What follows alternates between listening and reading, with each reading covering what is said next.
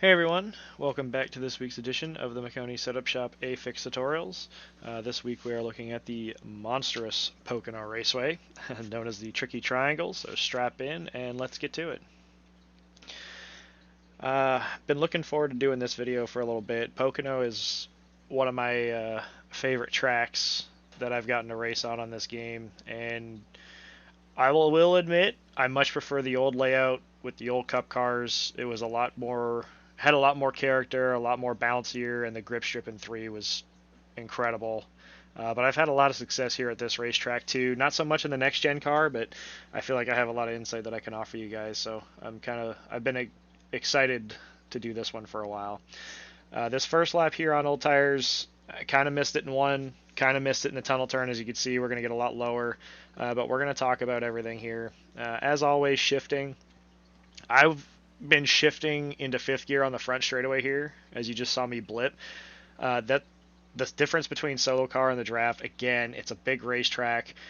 I'm holding 4th gear the rest of the way, but I'm holding 4th gear because it's solo car. I am getting close to the chip here on this side straightaway, so I do think in traffic in the draft, you're going to want to shift into 5th gear, probably around the 3 cone, right? And you're going to be downshifting when you get on the brakes, and we're going to talk about that because turn 1, especially when we're shifting, we're going to get into the technique, and then you can leave it in 4th gear through the short shoot all the way into 3. You're not even going to come close. Even in the draft, you're not going to come close on RPMs, and we'll talk about the lines and everything else.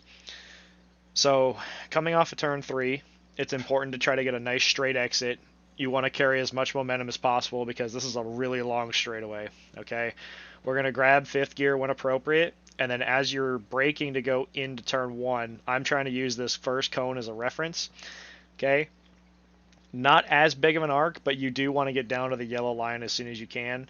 In the testing that I've done so far for the Pro Series, and even the laps that I've run in this, before it seemed like the top in 1 and 2 was very dominant, made it very hard to pass. It feels like the bottom is the way to go.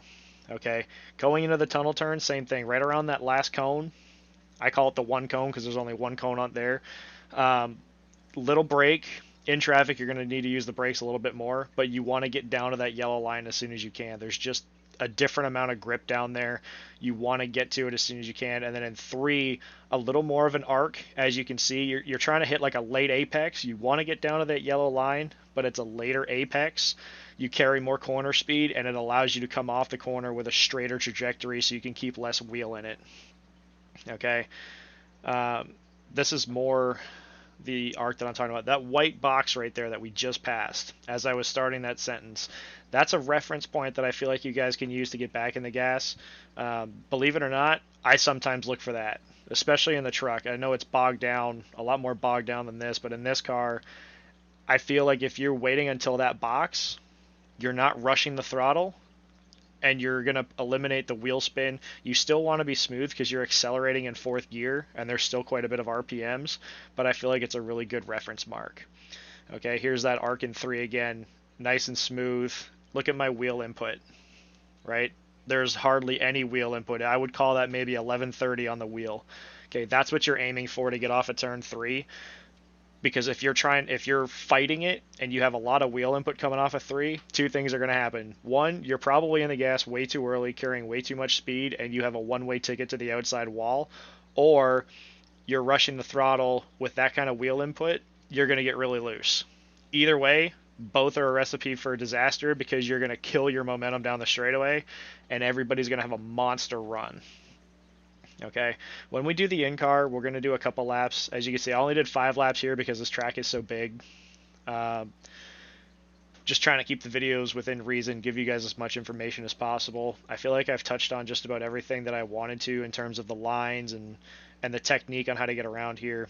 Again, with shifting, I'm not a big fan of shifting, so doing it in the race car while you're running these laps is kind of tough, but it's what has to be done. Okay, so as we go down the straightaway here, we're going to grab 5th gear. You're probably going to grab it a little bit sooner in the draft, but the braking point is still the same. Okay, and you have to be able to adjust. Okay, if you're driving in too deep and you're not getting down to this yellow line, you need to back your corner up so you can get to that yellow line. It's where the speed is, and you're going to save your tires. Okay. In the draft, I would imagine you're probably going to shift around here. Okay. But you need to be downshifting while you're braking. You need that engine RPM to slow you down. Okay.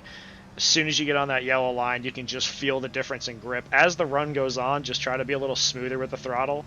Okay. And then turn 3, this is a really unique corner. This is a big wide arc. You see that late apex, getting it down to the line, and then watch the wheel as it straightens out. Okay, that's how you make a lap around here. We'll go quiet for the silent lap.